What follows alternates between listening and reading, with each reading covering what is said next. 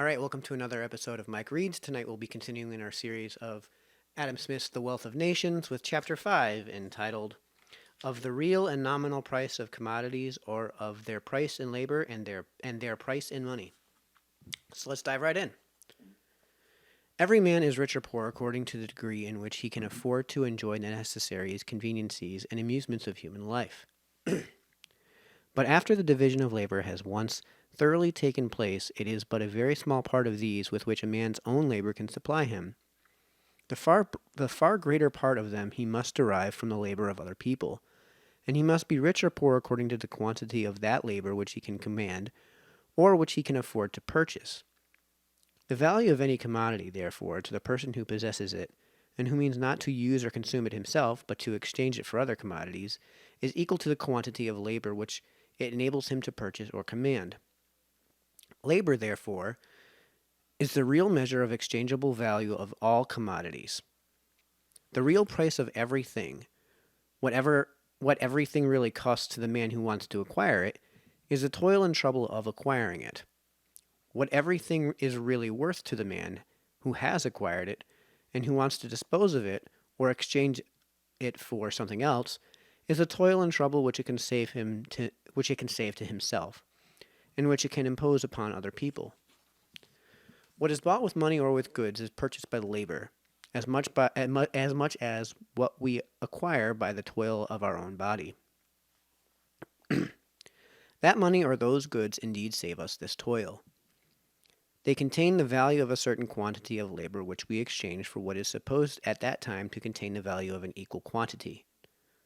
Labor was the first price, the original purchase money that was paid for all things. It was not by gold or by silver, but by labor that all the wealth of the world was originally purchased. And its value to those who possess it, and who want to exchange it for some new productions, is precisely equal to the quantity of labor which it can enable them to purchase or command. Wealth, as Mr. Hobbes says, is power. But the person who either acquires or succeeds to a great fortune does not necessarily acquire or succeed to any political power, either civil or military.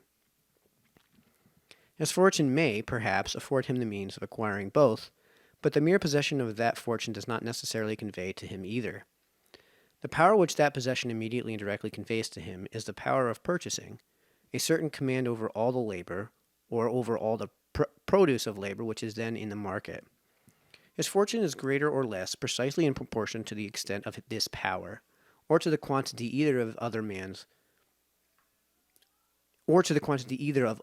labor, or, what is the same thing, of the produce of other men's labor, which it enables him to purchase or command.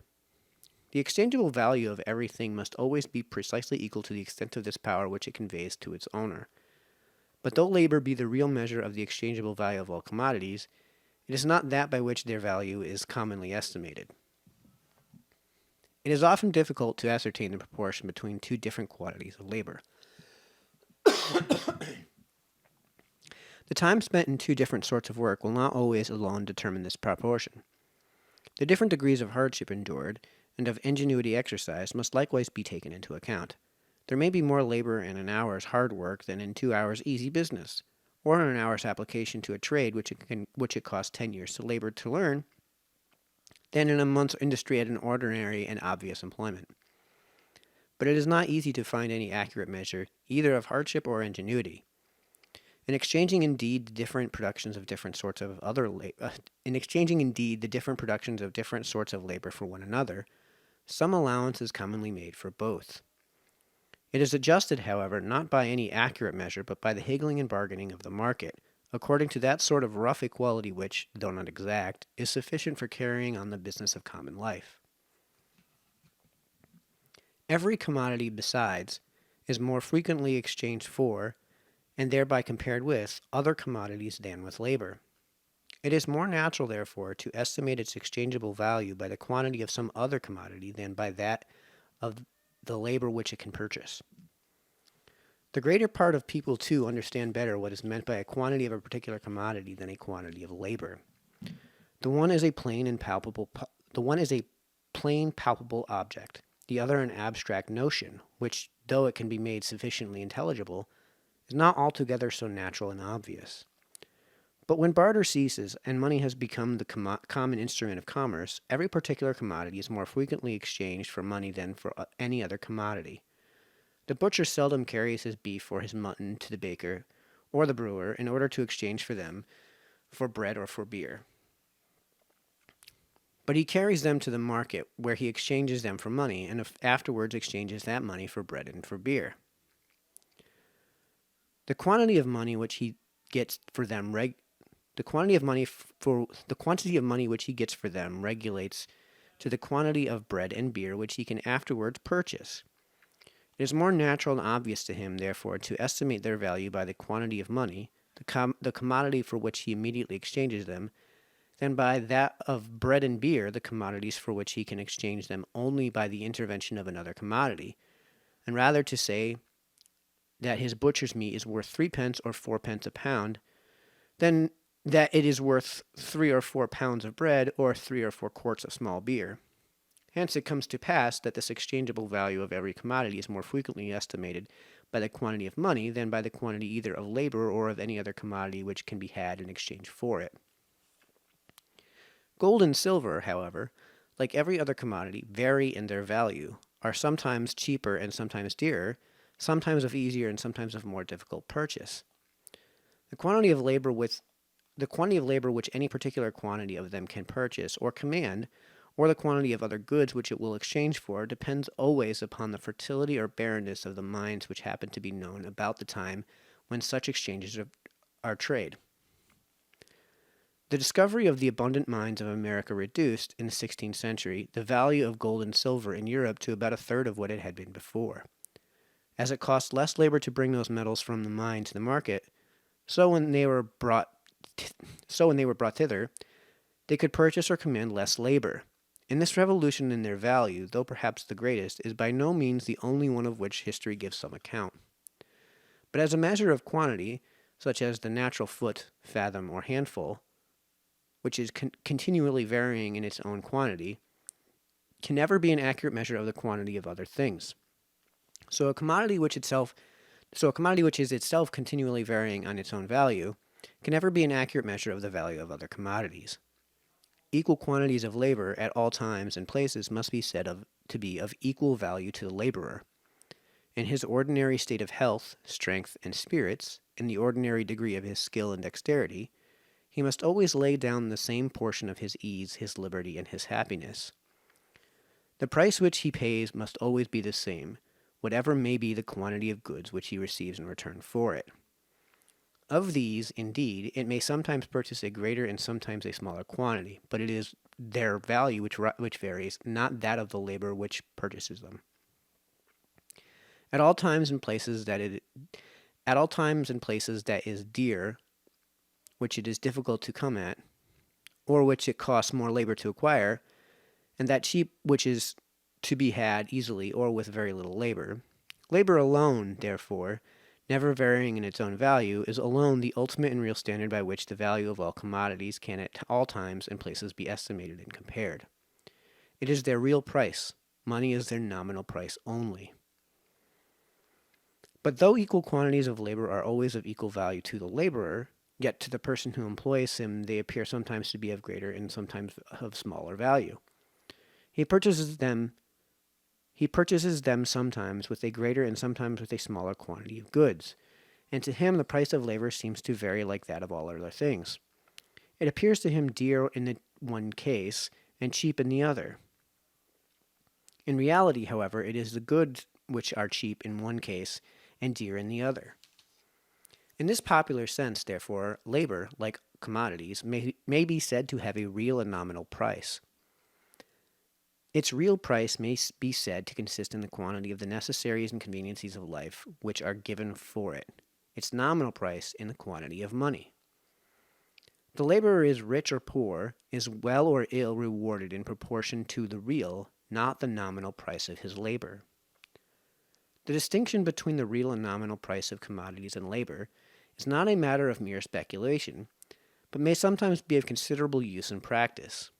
The same real price is always of the same value, but on account of the variation in the value of gold and silver, The same nominal price is sometimes of very different values. When a landed estate, therefore, is sold with a reservation of a perpetual rent, if it is intended that this rent should always be of the same value, it is of importance to the family in whose favor it is reserved that it should not consist in a particular sum of money. Its value would, in this case, be liable to variations of two different kinds. First, to those which arise from the different quantities of gold and silver which are contained at different times in coin of the same denomination, and secondly, to those which arise from the different values of equal quantities of gold and silver at different times. Princes and sovereign states have frequently fancied that they had a temporary interest to diminish the quantity of pure metal contained in their coins, but they seldom have fancied that they had any to augment it. The quantity of metal contained in the coins, I believe, of all nations, has accordingly been almost continually diminishing and hardly ever augmenting. Such variations, therefore, tend almost always to diminish the value of a money rent.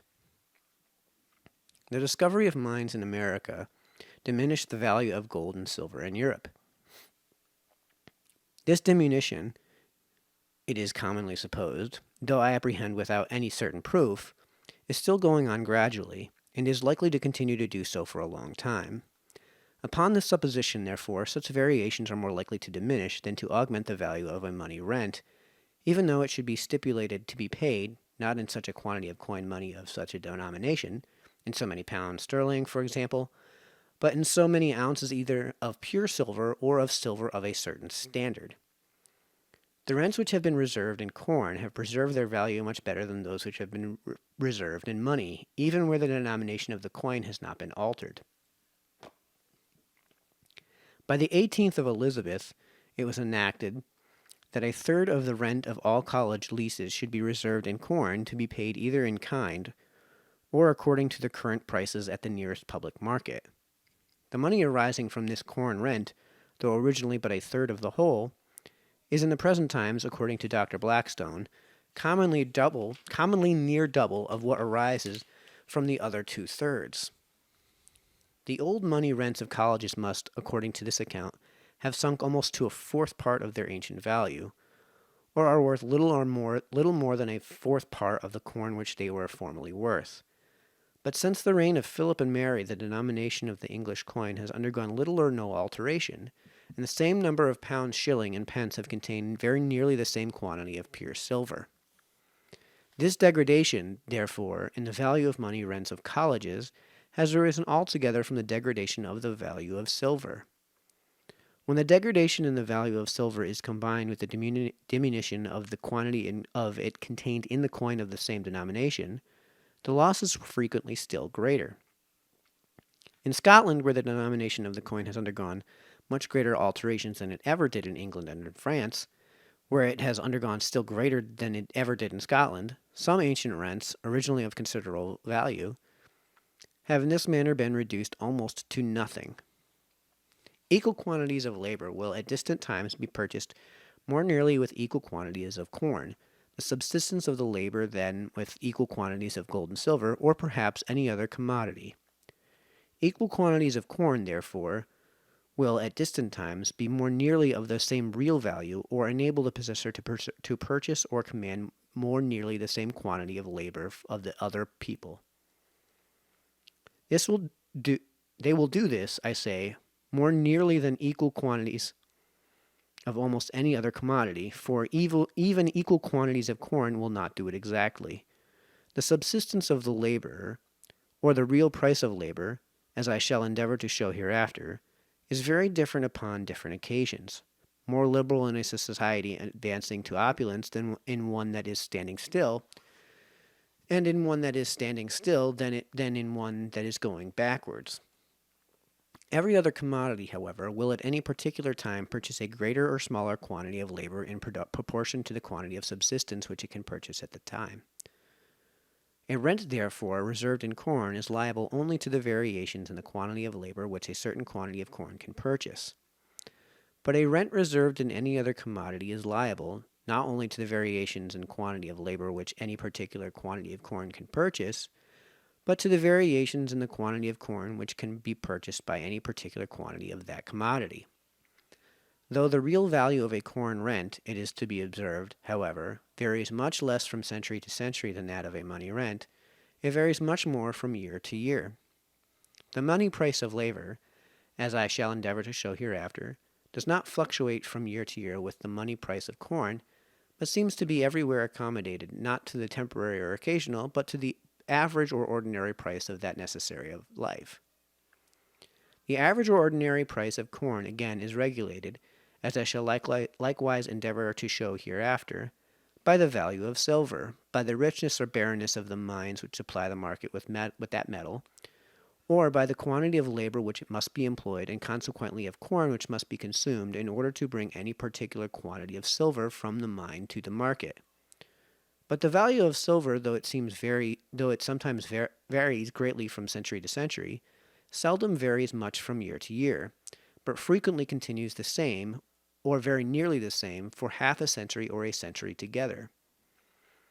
The ordinary or average money price of corn, therefore, may, during so long a period, continue the same, or very nearly the same, too, and along with it the money price of labor, provided at least the society continues, in other respects, in the same or nearly in the same condition. In the meantime, the temporary and occasional price of corn may frequently be double, one year, of what it had been the year before, or fluctuate, for example, from 5 and 20 to 50 shillings the quarter. But when the corn is at the latter price, not only the nominal but the real value of a corn rent will be double of what it is when at the former, or will command double the quantity of either of labor or of the greater part of the other commodities. The money price of labor, and along with it that of most other things, continuing the same during all of these fluctuations. Labor, therefore, it appears evidently, is the only universal, as well as the only accurate measure of value, or the only standard by which we can compare the values of different commodities at all times and at all places. We cannot estimate, it is allowed, the real value of different commodities from century to century by the quantities of silver which were given for them. We cannot estimate it from year to year by the quantities of corn. By the quantities of labor we can, with the greatest accuracy, estimate it both from century to century and from year to year. From century to century, corn is a better measure than silver because from century to century, equal quantities of corn will command the same quantity of labor more nearly than equal quantities of silver. From year to year, on the contrary, silver is a better measure than corn because equal quantities of it will more nearly command the same quantity of labor. But though in establishing perpetual rents, or even in letting very long leases, it may be of use to distinguish between real and nominal prices. It is of none in buying and selling, the more common and ordinary transactions of human life. At the same time and place, the real and nominal price of all commodities are exactly in proportion to one another. The more or less money you get for any commodity, in the London market, for example, the more or less labor it will at that time and place enable you to purchase or command. At the same time and place, therefore, money is the exact measure of the real exchangeable value of all commodities. It is so, however, at the same time and place only. Though at distant places there is no regular proportion between the real and the money price of commodities, yet the merchant who carries goods from the one to the other has nothing to consider but their money price, or the difference between the quantity of silver for which he buys them and that for which he is likely to sell them. Half an ounce of silver in Canton in China may command a greater quantity both of labor and of the necessaries and conveniencies of life than an ounce at London. A commodity, therefore, which sells for half an ounce of silver in Canton may there be really dearer, of more real importance to the man who possesses it there, than a commodity which sells for an ounce at London is to the man who possesses it in London. If a London merchant, however, can buy at Canton for half an ounce of silver, a commodity which he can afterwards sell in London for an ounce, he gains 100%. By the bargain, just as much as if an ounce of silver was at London exactly of the same value as at Canton. It is of no importance to him that half an ounce of silver in Canton would have given him the command of more labor and of a greater quantity of the necessaries and conveniences of life than an ounce can do at London. An ounce at London will always give him the command of double the quantity of all these, which half an ounce could have done there, and this is precisely what he wants. As it is the nominal or money price of goods, therefore, which finally determines the prudence or imprudence of all purchases and sales, and thereby regulates almost the whole business of common life in which price is concerned, we cannot wonder that it should have been so much more attended to than the real price. In such a work as this, however, it may be of use to compare the different values of a particular commodity at different times and places, or the different degrees of power over the labor of other people which it may, upon different occasions, have given to those who possessed it. We must in this case compare not so much the different quantities of silver for which it was commonly sold, as the different quantities of labor which those different quantities of silver could have purchased.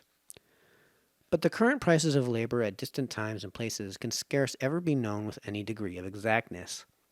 Those of corn, though they have in few places been regularly recorded, are in general better known and have been more frequently taken notice of by historians and other writers.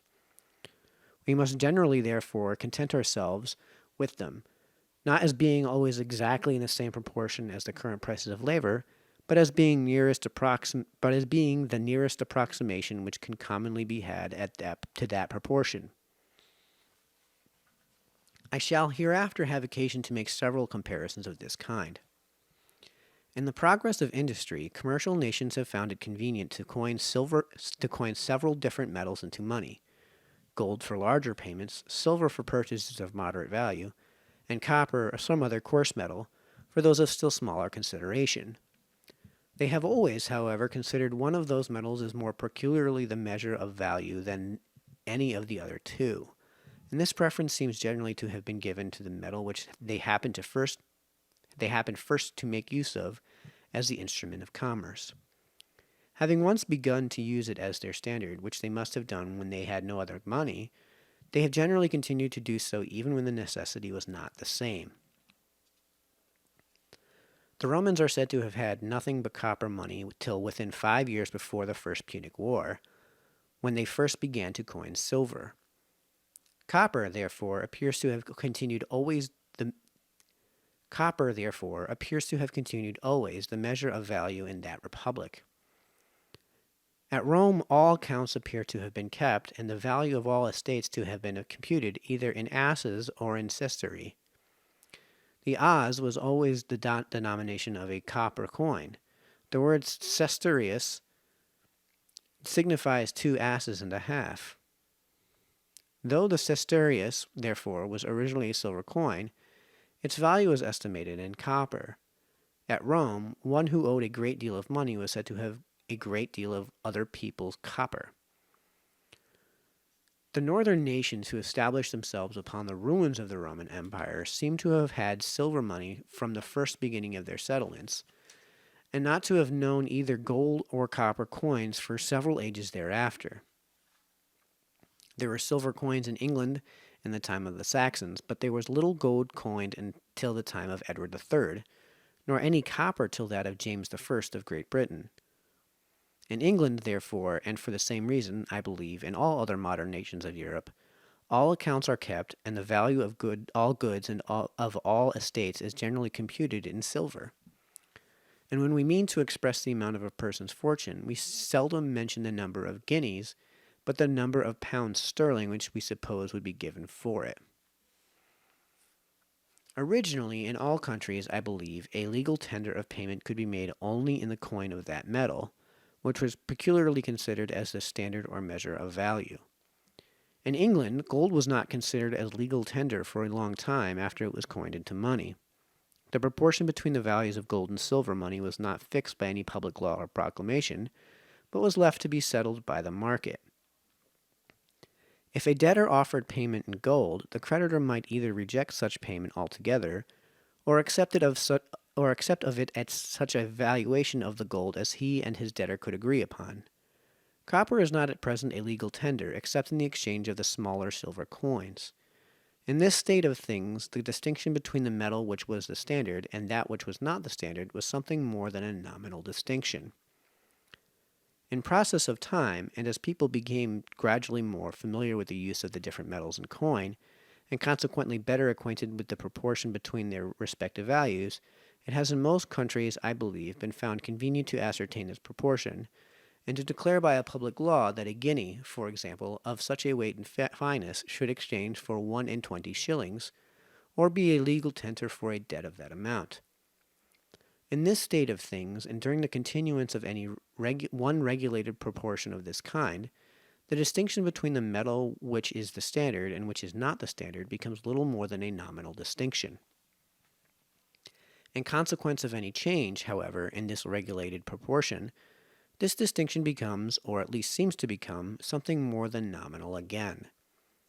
If the regulated value of a guinea, for example, was either reduced to 20 or raised to 2 and 20 shillings, all accounts being kept in almost all obligations for debt being expressed in silver money, the greater part of payments could in either case be made with the same quantity of silver money as before, but would require very different quantities of gold money, a greater in the one case and a smaller in the other.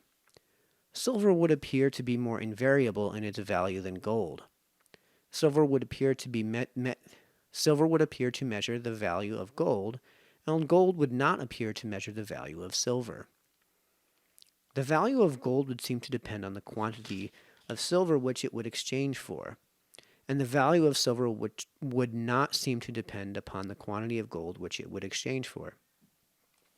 The difference, however, would be altogether owing to the custom of keeping accounts, and of expressing the amount of all great and small sums rather in silver than in gold money. One of Mr. Drummond's notes for 5 and 20 or 50 guineas would, after an alteration of this kind, be still payable with 5 and 20 or 50 guineas in the same manner as before. It would, after such an alteration, be payable with the same quantity of gold as before, but with very different quantities of silver. In the payment of such a note, gold would appear to be more invariable in its value than silver. Gold would appear to measure the value of silver, and silver would not appear to measure the value of gold. If the custom of keeping accounts and of expressing promissory notes and other obligations for money in this manner should ever become general, gold and not silver will be considered as the metal which was peculiarly the standard of measure of value. In reality, during the continuance of any one regulated proportion, between the respective values of the different metals in coin, the value of the most precious metal regulates the value of the whole coin. 12 copper pence contain half a pound of word dubois of copper of the not best quality, which before it is coined is seldom worth 7 pence in silver. But as by the regulation 12 such a pence are ordered to exchange for a shilling, they are in market considered as worth a shilling, and a shilling can at any time be had for them. Even before the late reformation of the gold coin of Great Britain, the gold, that part of it at least which circulated in London and its neighborhood, was in general less degraded below its standard weight than the greater part of the silver. 1 in 20 worn and defaced shillings, however, were considered as equivalent to a guinea, which perhaps, indeed, was worn and defaced too, but seldom so much so.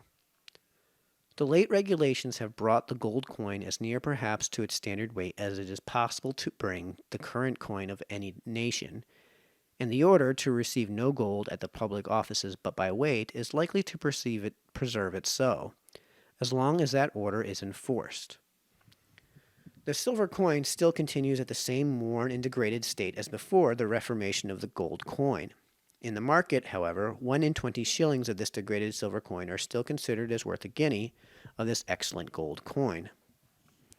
The reformation of the gold coin has evidently raised the value of the silver coin which can be exchanged for it. In the English mint, a pound weight of gold is coined into 44 guineas and a half, which at 1 in 20 shillings a guinea is equal to 46 pounds, 14 shillings and 6 pence.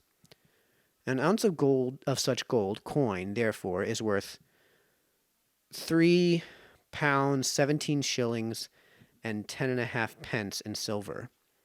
In England, no duty or seigniorage is paid upon the coinage, and he who carries a pound weight or an ounce weight of standard gold bullion to the mint gets back a pound weight or an ounce weight of golden coin without any deduction.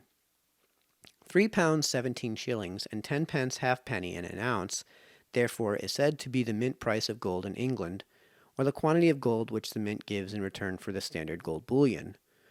Before the reformation of the gold coin, the price of standard gold bullion in the market had for many years been upwards of 3 pounds 18 shillings, sometimes 3 pounds 19 shillings, and very frequently 4 pounds an ounce.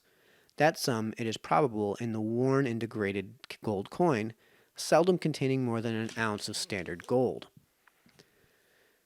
Since the reformation of the gold coin, the market price of standard gold bullion seldom exceeds 3 pounds 17 shillings 7 pence an ounce. Before the reformation of the gold coin, the market price was always more or less above the mint price. Since that reformation, the market price has been constantly below the mint price. But that market price is the same whether it is paid in gold or in silver coin. The late reformation of the gold coin, therefore, raised not only the value of the gold coin, but likewise that of silver coin in proportion to the gold bullion, and probably too in proportion to all other commodities, though the price of the greater part of the commodity being influenced by so many other causes, the rise in value either of gold or silver coin in proportion to them may not be so distinct and sensible. In the English mint, a pound weight of standard silver bullion is coined into 62 shillings, containing in the same manner a pound weight of standard silver. 5 shillings and 2 pence an ounce, therefore, is said to be the mint price of silver in England, or the quantity of silver coin which the mint gives in return for standard silver bullion.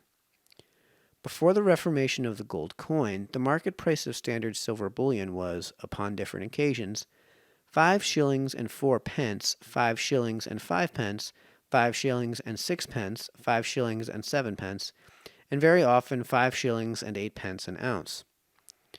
5 shillings and 7 pence, however, seems to have been the most common price. Since the reformation of the gold coin, the market price of the standard silver bullion has fallen occasionally to 5 shillings and 3 pence, 5 shillings and 4 pence, and 5 shillings and 5 pence an ounce, which last price it has scarce ever exceeded. Though the market price of silver bullion has fallen considerably since the reformation of the gold coin, it has not fallen so low as the mint price. In the proportion between the different metals in the English coin, as copper is rated very much above its real value, so silver is rated somewhat below it. In the market of Europe, in the French coin and in the Dutch coin, an ounce of fine gold exchanges for about 14 ounces of fine silver. In the English coin, it exchanges for about 15 ounces, that is, for more silver than it is worth according to the common estimation of Europe.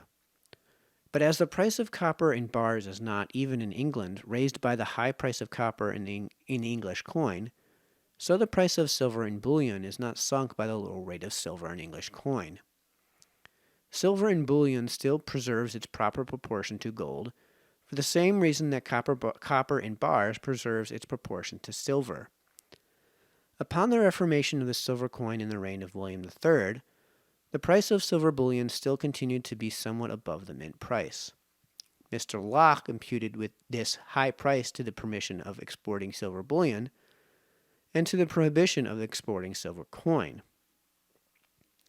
This permission of exporting, he said, rendered the demand for silver bullion greater than the demand for silver coin. But the number of people who want silver coin for the common uses of buying and selling at home is surely much greater than that of those who want silver bullion either for the use of exportation or for any other use. There subsists at present a like permission of exporting gold bullion, and a like prohibition of exporting gold coin, and yet the price of gold bullion has fallen below the mint price.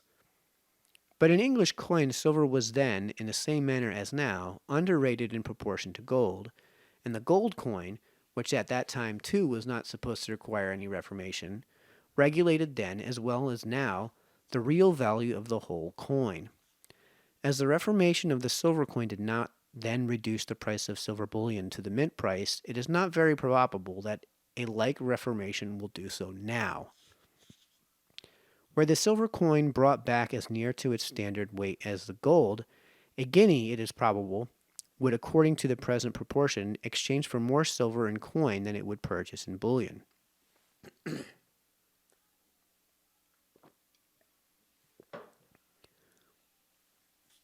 The silver coin containing its full standard weight, there would in this case be a profit in melting it down, in order, first, to sell the bullion for the gold coin, and afterwards to exchange this gold coin for silver coin to be melted down in the same manner.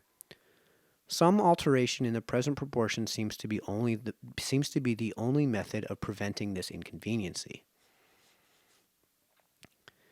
The inconveniency perhaps would be less if silver was rated in the coin as much above its proper proportion to gold as it is at present rated below it, provided it was at the same time enacted that silver should not be a legal tender for more than the change of a guinea, in the same manner as copper is not a legal tender for more than the change of a shilling.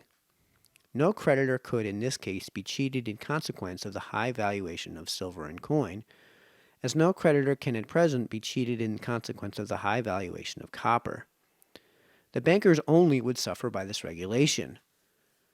When a run comes upon them, they sometimes endeavor to gain time by paying in sixpences, and they would be precluded by this regulation from this discreditable method of evading immediate payment. They would be obliged in consequence to keep at all times in their coffers a greater quantity of cash than at present, and though this may no doubt be a considerable inconveniency to them, it would at the same time be a considerable security to their creditors. £3 17 shillings and 10 pence halfpenny, the mint price of gold, certainly does not contain, even in our present excellent gold coin, more than an ounce of standard gold, and it may be thought, therefore, should not purchase more standard bullion. But gold in coin is more convenient than gold in bullion, and though in England the coinage is free, yet the gold which is carried in bullion to the mint can seldom be returned in coin to the owner till after a delay of several weeks. In the present hurry of the mint, it could not be returned till after a delay of several months. This delay is equivalent to a small duty, and renders gold in coin somewhat more valuable than an equal amount of gold in bullion. If in the English coin silver was rated according to its proper proportion to gold, the price of silver bullion would probably fall below the mint price even without any reformation of the silver coin. The value even of the present worn and defaced silver coin being regulated by the value of the excellent gold coin for which it can be changed. A small signage or duty upon the coinage of both gold and silver would probably increase still more the superiority of these metals in coin above an equal quantity of either of them in bullion. The coinage would in this case increase the value of the metal coined in proportion to the extent of this small duty.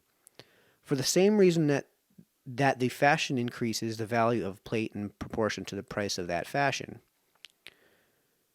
The superiority of coin above bullion would prevent the melting down of the coin and would discourage its exportation. If upon any public exigency it should become necessary to export the coin, the greater part of it would soon return again of its own accord. Abroad, it could sell only for its weight in bullion. At home, it would buy more than that weight. There would be a profit, therefore, in bringing it home again. In France, a signage of about 8% is imposed upon the coinage, and the French coin, where exported, is said to return home again of its own accord. The occasional fluctuations in the market price of gold and silver bullion arise from the same causes as the like fluctuations in that of all other commodities. The frequent loss of those metals from various accidents by sea and by land, the continual waste of them in gilding and in plating, in lace and embroidery, in wear and tear of coinage, and in that of plate, require in all countries which possess no mines of their own, a continual importation in order to repair their loss and this waste. The merchant importers, like all other merchants, we may believe, endeavor as well as they can to suit their occasional importations to what they judge is likely to be the immediate demand. With all their attention, however, they sometimes overdo the business and sometimes underdo it. When they import more bullion than is wanted, rather than incur the risk and trouble of exporting it again, they are sometimes willing to sell a part of it for something less than the ordinary or average price. When, on the other hand, they import less than is wanted, they get something more than this price. But when, under all those occasional fluctuations, the market price of either of gold or silver bullion continues for several years together steadily and constantly, either more or less or above, or more or less below the mint price, we may be assured that this steady and constant either superiority or inferiority of price is the effect of something in the state of the coin, which, at that time, renders a certain quantity of coin either of more value or of less value than the precise quantity of bullion which it ought to contain. The constancy and steadiness of the effect supposes a proportional the constancy and steadiness of the effect supposes a proportionable and constancy and steadiness in the cause. The money of any particular country is, at any particular time and place, more or less an accurate measure of value according to the current coin. The money of any particular country is, at any particular time and place, more or less an accurate measure of value according as the current coin is more or less exactly agreeable to its standard, or contains more or less exactly the precise quantity of pure gold or pure silver which it ought to contain. If in England, for example, 44 guineas and a half contained exactly a pound weight of standard gold, or 11 ounces of fine gold and 1 ounce of alloy, the gold coin of England would be as accurate a measure of the actual value of goods at any particular time and place as the thing would admit. But if by rubbing and wearing 44 guineas and a half generally contain less than a pound weight of standard gold, the diminution, however, being greater in some pieces than in others, the measure of value comes to be liable to the same sort of uncertainty to which all other weights and measures are commonly exposed. As it rarely happens that these are exactly agreeable to their standard, the merchant adjusts the price of his goods, as well as he can, not to what those weights and measures ought to be, but to what, upon an average, he finds by experience they actually are.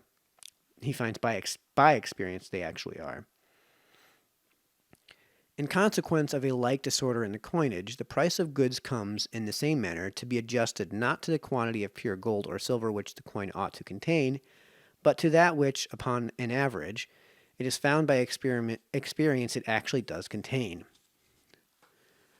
By the money price of goods, it is to be observed, I understand the quantity of pure gold or silver for which they are sold, without any regard to the denomination of the coin.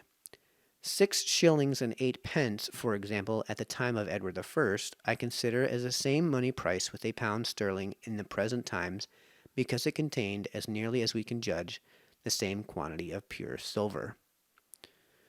And that concludes Chapter 5. Like I said, I would be stumbling through this work of just about 300 years and using monetary values that we here in the United States haven't ever used. So thanks for staying tuned. Tomorrow night we're going to stumble again through Chapter 6, hopefully it will be less stumbling, of the component parts of the price of commodity. So that's all for tonight. See you tomorrow night. Good night.